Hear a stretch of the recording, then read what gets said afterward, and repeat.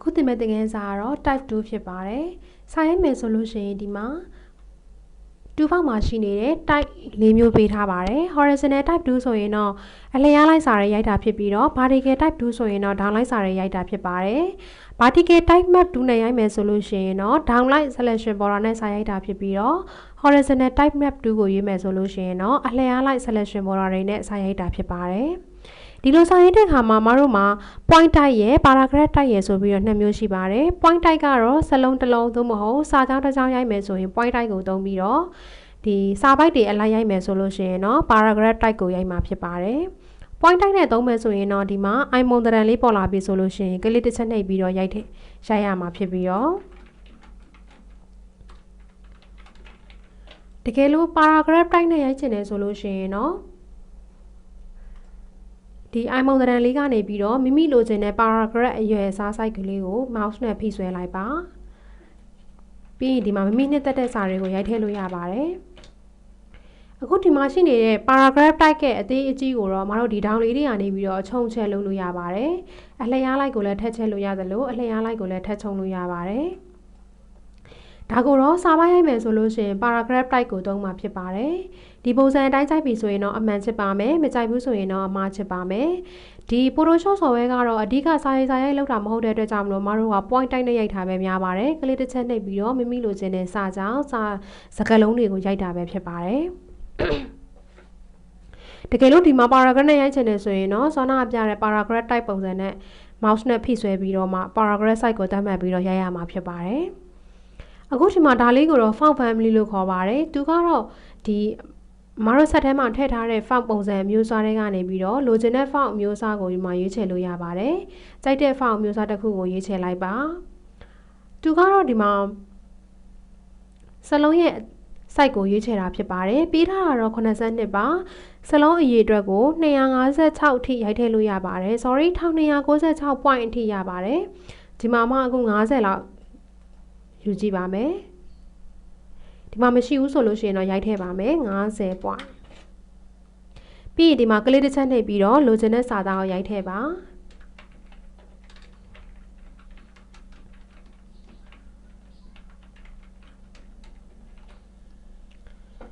ကြိုက်ပြီဆိုရင်တော့အမှန်ချစ်ပါမယ်မကြိုက်ဘူးဆိုရင်တော့အမှားချစ်ပါမယ်အမှန်ချစ်ဖို့အတွက် keyboard မှာရှိနေတဲ့ name block အောက်က enter လေးကိုနှိပ်မယ်ဆိုလည်းရပါတယ်အမှားချစ်ဖို့အတွက် keyboard ရဲ့အစွန်းဆုံးမှာရှိနေတဲ့ escape ကိုနှိပ်မယ်ဆိုရင်လည်းရပါတယ်အခုဒီ site ကိုမတို့ကဒီမှာ left လို့ရွေးထားမယ်ဆိုလို့ရှိရင်တော့သူကရိုက်လိုက်တဲ့စာလောင်းတွေအကုန်လုံးကဘယ်ဘက်မှာအညီဖြစ်မှာဖြစ်ပါတယ် center ဆိုလို့ရှိရင်တော့စလုံးတွေကဒီခေါင်းစဉ်တွေပါတယ်ရိုက်မယ်ဆိုရင် center ကိုရွေးပါမယ် right ဆိုလို့ရှိရင်တော့စလုံးတွေအားလုံးကညာဘက်မှာအညီချိန်ပေးမှာဖြစ်ပါတယ်ကနန်းတွေရိုက်မယ်ဆိုရင်ဒီ right နဲ့သုံးရမှာဖြစ်ပါတယ်အခုဒီစာသားလေးမှာအမကထပ်ပြီးတော့ရိုက်ချင်သေးတယ်ဆိုရင်သူ့ပေါ်လေးမှာ icon လေးပေါ်လာရင် click တစ်ချက်နှိပ်လိုက်ပါနောက်ထပ်စာကြောင်းတစ်ကြောင်းရိုက်ချင်တယ်ဆိုရင် enter ခောက်ပြီးတော့ဒီမှာမိမိနှစ်သက်တဲ့စာတန်းကိုထပ်ပြီးတော့ရိုက်လို့ရပါတယ်ကြိုက်ပြီဆိုရင်တော့အမှန်ချစ်လိုက်ပါမယ်အခုဒီမှာ center ကိုရွေးလိုက်မယ်ဆိုလို့ရှိရင်စလုံးတွေကအလယ် center မှာကျမှာဖြစ်ပါတယ်တကယ်လို့ဒီမှာရှိနေတဲ့ right ဆိုလို့ရှိရင်တော့စလုံးတွေအားလုံးကညာဘက်မှာအညီကပ်သွားမှာဖြစ်ပါတယ်အဲ့တော့မတို့ကိန်းကိန်းနဲ့ရိုက်မယ်ဆိုလို့ရှိရင်တော့ဒီ right ကိုယူလိုက်ပါပြီးရင် click တစ်ချက်နှိပ်ပြီးတော့ကိုလိုချင်တဲ့ကိန်းကိန်းတွေတစ်ခုကိုရိုက်ထည့်လိုက်ပါဟောဒါဆိုလို့ရှိရင်ကိန်းကိန်းတွေရဲ့အနည်းအများကိုအလွယ်တကူကြည့်လို့ရသွားပါပြီဒါကြောင့်မလို့ကိန်းကိန်းတွေရိုက်မယ်ဆိုလို့ရှိရင်တော့ right ကိုသုံးပါတယ်ခေါင်းစဉ်တွေရိုက်မယ်ဆိုလို့ရှိရင်တော့ center ကိုသုံးပြီးတော့ left ကတော့ရိုးရိုးစာတွေရိုက်မယ်ဆိုလို့ရှိရင်တော့ဘယ်ဘက်အညီကပ်တဲ့ light alignment ကိုသုံးမှာဖြစ်ပါတယ်တကယ်လို့မတို့ဒီမှာအရှိကစက်လုံးမှာထပ်ပြီးတော့သူက regular နဲ့ bold နှစ်ခုပေးထားပါသေးတယ် bold လို့ယူလိုက်မယ်ဆိုရင်စက်လုံးတွေကပို့ပြီးတော့ထူသွားမှာဖြစ်ပါတယ်ပုံမှန်အတိုင်းပဲဆိုရင်တော့ regular ကိုပဲရွေးချယ်ထားပါဒါလေးကတော့စက်လုံးရဲ့ color ကိုပြင်တာဖြစ်ပါတယ်မိမိကြိုက်တဲ့ color ကိုပြင်လို့ရပါတယ်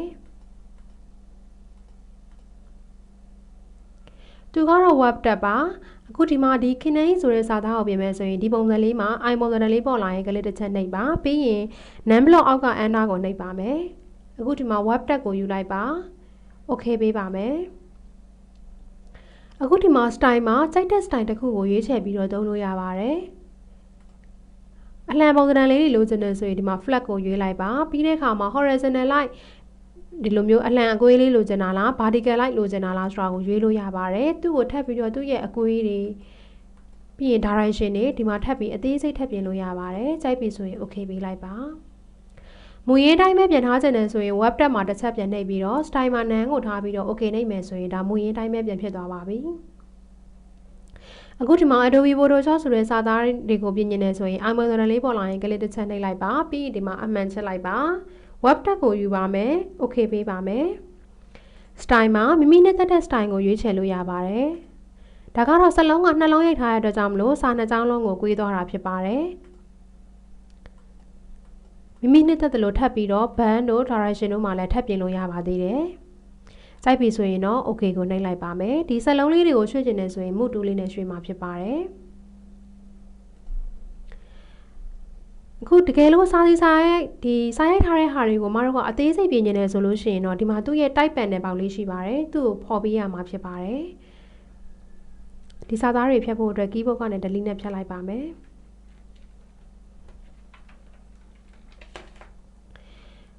အခုဒီမှာဒီပေါ်မှာရှိနေတဲ့ type option 2တွေကိုလာပြီးတော့မပြင်မဲနဲ့ဒီမှာလာပြီးတော့ထပ်ပြင်လို့ရပါတယ်သူ့မှာလည်းတခြားပြုပြင်လို့ရတဲ့ဟာလေးတွေကိုထပ်ပြီးပေးထားပါသေးတယ်ဒါကတော့စလုံးရဲ့ပုံစံတွေကိုပြင်တာပါ font family မိမိကြိုက်တဲ့စလုံးပုံစံကိုရွေးချယ်လိုက်လို့ရပါတယ်သူကတော့စလုံးရဲ့ရွေးစားတွေကိုပြင်တာပါစလုံးရဲ့အစား60ဆိုလို့ရှိရင်ဒီမှာ60ကိုယူပါမယ်သူ့ရဲ့ point ကတော့1296ထိ point ပေးထားပါတယ်စာရိုက်မယ်ဆိုလို့ရှိရင်တော့ဒီမှာကလေးတစ်ချက်နှိပ်ပြီးတော့စာရိုက်ပေးပါအခုစာရိုက်တဲ့အခါမှာမမြင်အောင်ဖြစ်နေပါတယ်ဒါဘာကြောင့်လဲဆိုလို့ရှိရင်မတို့ကစလုံးမှာအဖြူအောင်ယူထားလို့ပါအဖြူအောင်ပေါ်မှာအဖြူအောင်ယူထားတဲ့ကြောင့်လို့မြင်ရမှာမဟုတ်ပါဘူးဒါကြောင့်မလို့အမှန်ချက်လိုက်ပါပြီးလို့ရှိရင် color မှာတခြား color တစ်ခုကိုရွေးချယ်လိုက်ပါဒီစာရဲ့နောက်မှာဒီ PHO ရဲ့နောက်မှာထပ်ပြီးရိုက်ချင်သေးတယ်ဆိုရင် icon လေးပေါ်လာရင်ကလေးတစ်ချက်နှိပ်ပါပြီးတော့မှထပ်ပြီးရိုက်ထည့်ပါနောက်တစ်ကြောင်းစမဲ့ဆိုရင်အနာခောက်ပြီးတော့လိုချင်တဲ့စာသားကိုထပ်ပြီးတော့ရိုက်ထည့်လို့ရပါတယ်ကြိုက်ပြီဆိုရင်တော့အမှန်ချစ်ပါစလုံးလေးတွေကိုရွှေ့ချင်တယ်ဆိုရင်တော့ move tool လေးနဲ့နေရာရွှေ့လို့ရပါတယ်ပြီးရင်တော့ type 2ကိုပြန်ယူပေးပါသူကတော့ဘာကိုပြောတာလဲဆိုရင်စလုံးရဲ့အပေါ်တစ်ကြောင်းနဲ့တစ်ကြောင်းရဲ့အကွာအဝေးကိုပြောတာပါဒီမှာကြိုက်တဲ့အကွာအဝေးကိုယူလို့ရပါတယ်တကယ်လို့90နဲ့မဟုတ်သေးဘူး150လောက်ထားချင်သေးရဆိုရင်ဒီမှာ150လောက်ရိုက်ထည့်လိုက်ပါဒါဆိုရင်သူကဒီမှာ150 point အနေထားလောက်ကွာဝေးဖြစ်သွားမှာဖြစ်ပါတယ်ပုံမှန်ဆိုရင်တော့ဒီမှာမတို့က auto ကိုထားမယ်ဆိုရင်တော့ဒါပုံမှန်ဖြစ်ပါတယ်ဒါလေးကတော့စလုံးရဲ့ဘေးကွာဝေးတွေဖြစ်ပါတယ်ဒီမှာ100လောက်ထားမယ်ဆိုလို့ရှိရင်စလုံးရဲ့တစ်လုံးနဲ့တစ်လုံးကြားအကွာဝေးတွေကကျဲသွားပြီဖြစ်ပါတယ်တကယ်လို့ဒီမှာ minus လို့ရွေးလိုက်မယ်ဆိုလို့ရှိရင်စလုံးနဲ့တစ်ခုနဲ့တစ်ခုအကွာဝေးကကတ်သွားပြီဖြစ်ပါတယ်ပုံမှန်ဆိုရင်တော့သူ့မှာ0ထားပါမယ်ဒါကတော့စလုံးတွေရဲ့အမြင့်ကိုပြောတာပါ150လောက်ထားလိုက်မယ်ဆိုလို့ရှိရင်စလုံးတွေကပေါ်နဲ့အောက်အရင်မြင့်သွားပါပြီပုံမှန်ဆိုရင်တော့ဒါမှ100ရာခိုင်နှုန်းပဲထားပါမယ်ဒါကတော့စလုံးတွေရဲ့အလျားလိုက်ကိုပြောတာပါဥပမာ150လောက်ထားမယ်ဆိုရင်စလုံးတွေကအလျားလိုက်150လောက်ကိုဆွဲပြီးတော့ဖြဲလိုက်တယ်လို့ဖြစ်သွားမှာဖြစ်ပါတယ်ပုံမှန်ဆိုရင်တော့ဒီမှာမတို့က100ရာခိုင်နှုန်းပဲထားမှာဖြစ်ပါတယ်ပြီးလို့ရှိရင်ဒီမှာဘိုးယူထားတဲ့အတွက်ကြောင့်မလို့စလုံးတွေက